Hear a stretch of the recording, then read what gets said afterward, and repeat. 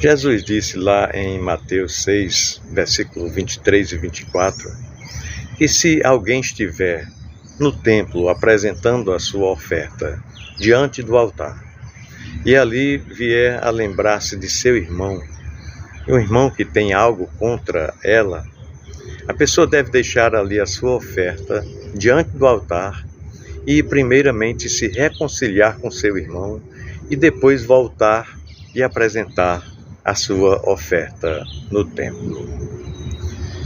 Meu irmão, minha irmã, a fé cristã é de natureza relacional. Mas o que significa essa afirmação? Significa muitas coisas. Significa que os ritos e as liturgias não são o centro ou o ato mais importante da nossa adoração a Deus. Ritos e liturgias são apenas auxiliares. Os ritos e as liturgias devem inspirar, instruir e enfatizar o caráter verdadeiro da fé, que está no modo como nós nos relacionamos com Deus, o modo como nós nos relacionamos conosco mesmos, o modo como nos relacionamos com o nosso próximo e o modo como nós nos relacionamos com o mundo criado por Deus. Envolve tudo isso.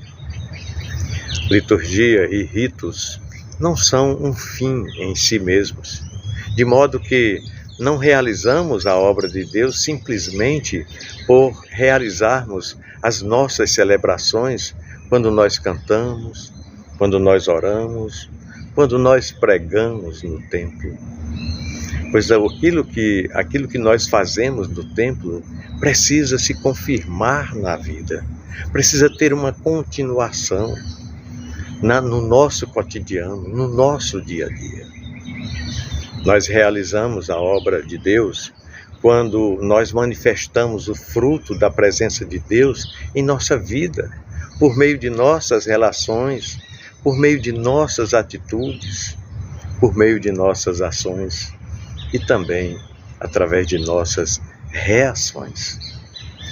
E exatamente por isso, jamais devemos esquecer que pessoas no reino de Deus são o grande valor, o maior valor. Se pensarmos em fazer coisas para agradar a Deus, mas desprezarmos pessoas, na verdade, estaremos em desobediência a Deus e nessa condição nós não poderemos jamais agradá-lo. Observe como Jesus deixa isso muito claro para nós nos versículos que acabei de mencionar, de Mateus 6, 23 e 24. Ele diz que apresentar a oferta, diferente do que hoje significa, naquela época dizia respeito à adoração em si, muito mais do que apenas entregar algo.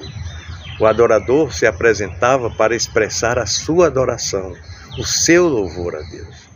Por isso, Jesus enfatiza, isso poderia envolver um bem ou poderia envolver um valor que materializava a adoração do fiel. E Jesus vem e diz que essa oferta a Deus deveria vir depois da reconciliação com o irmão. Mas por que Jesus falou isso?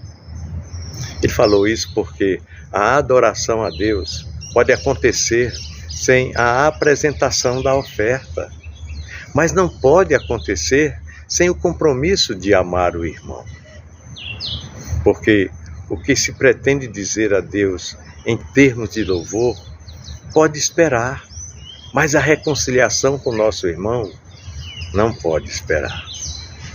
E tudo isso demonstra o caráter relacional da nossa fé. E é relação entre nós o que confirma a relação entre nós e Deus.